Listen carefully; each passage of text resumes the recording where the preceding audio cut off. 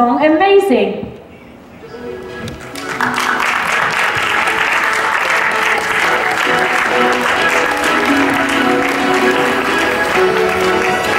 Welcome, Tanya. Come and have a seat. Now, we will begin in a few seconds. We are waiting for the live stream to be ready. The viewers across Europe are following all the action here live, online, so we're just waiting for them to be ready, and then we can proceed.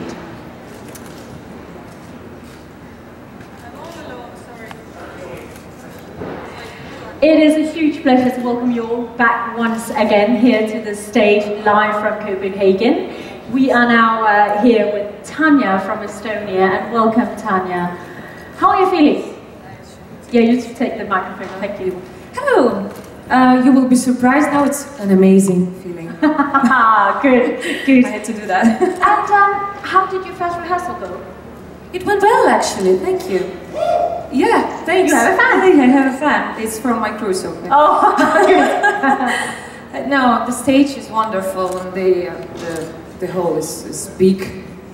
We don't have such a big stage in Estonia, so I'm enjoying. But you managed to fill it out?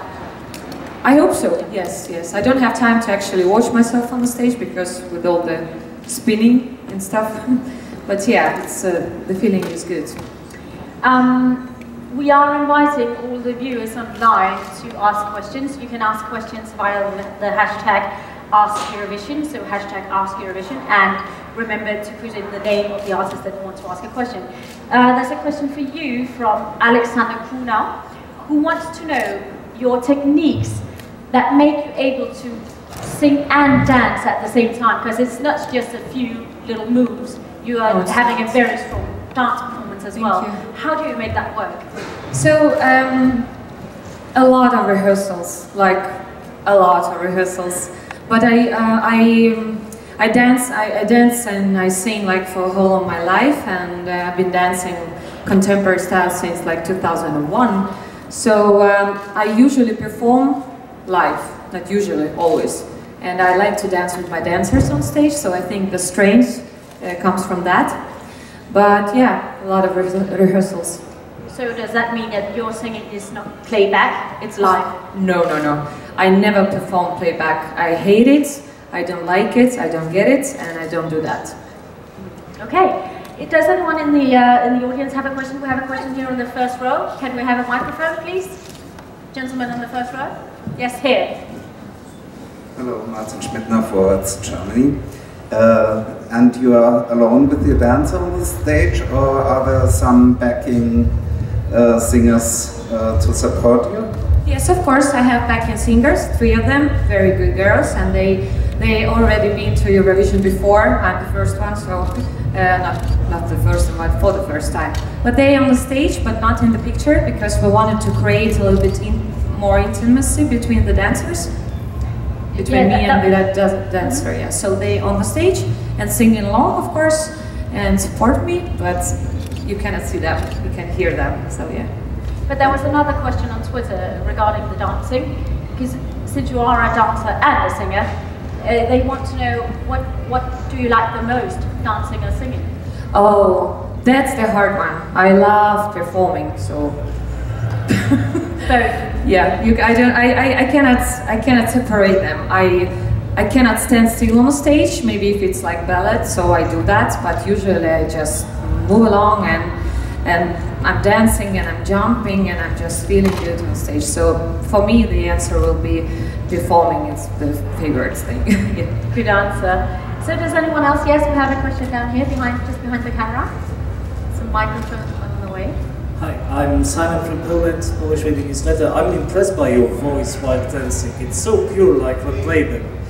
But the question is, some people compare your song and your performance to Euphoria and Loreen. How you feel with that? And the second question is about your place of where you were born, in Kaliningrad. Is it so important that you underline in your biography this fact? Thank you. Well, first of all, yes, I feel like I grew up in Estonia, of course, and it's just the place of my birth, just official place of my birth. In my passport is saying Kaliningrad.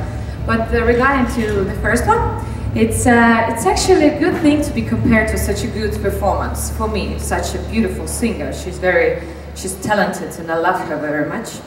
And it's, yes, we both have dancing songs, and yeah, we're both doing like strange movement on stage for some people maybe, but it's not the same. We don't have the same song, and we don't have the same dance, and we don't have the same costume. We have the same hair. I've had this hair for 10 years now, so yes, but I love her, and the numbers, the acts are different, but maybe the feeling because of the dance and song and not weird, for me it's not weird movement, but for some people maybe it's not that strange, not the hip hop, not the show dance on the stage, so maybe in that similar too, yes. But otherwise, yeah, it's we have dance song and same hair. So. And she won. It's okay to be compared to someone who won, no? No, it's a good, yeah. I'm saying that it's very good feeling to be compared to very great and such a strong act. But otherwise, yeah, we have a duet, we have contemporary dance on the stage. But yeah, it's a good thing. Yes. Any other questions? Yes, we have a gentleman down here. Can someone hand to the microphone, please? Hello, Tanya. It's Konstantin, principal from Germany. So you're a member of the Russian-speaking part of the population in Estonia. How was the reaction in the media after you won? Was there a unanimous positive reaction, or did you have to face some criticism in parts of the media maybe? Thank you. You know, I don't read newspapers, I'm sorry. After the Estonia finals, I don't read it. So the people who write to me in internet or something, they're very kind and they're very supportive. And for me it's a great honor to represent Estonia, and I've been performing in Estonia for a long time, so Estonian people are very used to me being Russian and doing things in Estonia. So now the Russians are happy as well, so everybody are happy in Estonia. Great. That's a good thing, yeah. I'd like to turn some attention to your song, Amazing. It is written specifically with the Eurovision Song Contest in mind. So, what measures have you taken to make it the perfect Eurovision song? That's a hard question, yeah. That's usually the question of the era, how to write the perfect song. It's not, I don't think it's possible. But I write songs with my good friend Timo for 11 years now, and 7 of them were doing dance music. So it was a matter of how to put everything in 3 minutes. This is the harder thing, usually. You have to have the song has to go somewhere. Like, you have to have a nice chorus, and you have to have something interesting, and in 3 minutes. Usually it's not possible, because all the songs we do, it's like 4.5.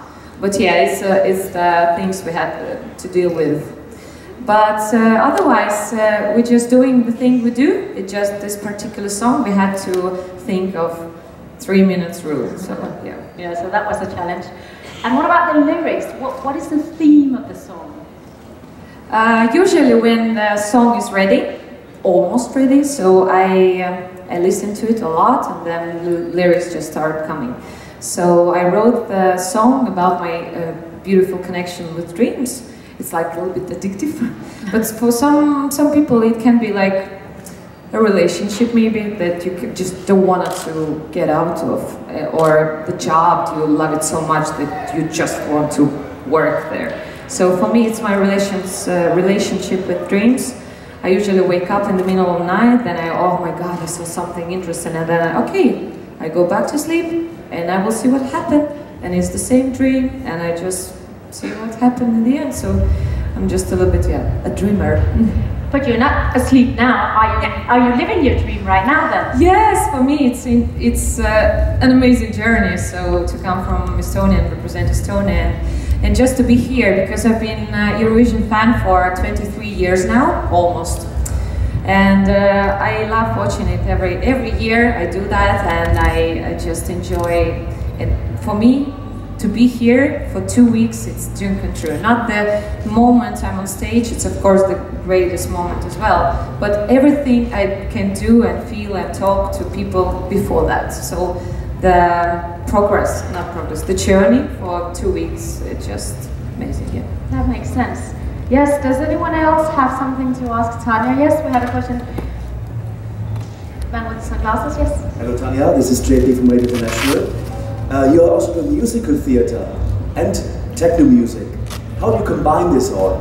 And what do you prefer? Yeah, I do a lot of things back home. I love performing. I don't do hip hop and I don't do heavy metal, but otherwise I love doing everything.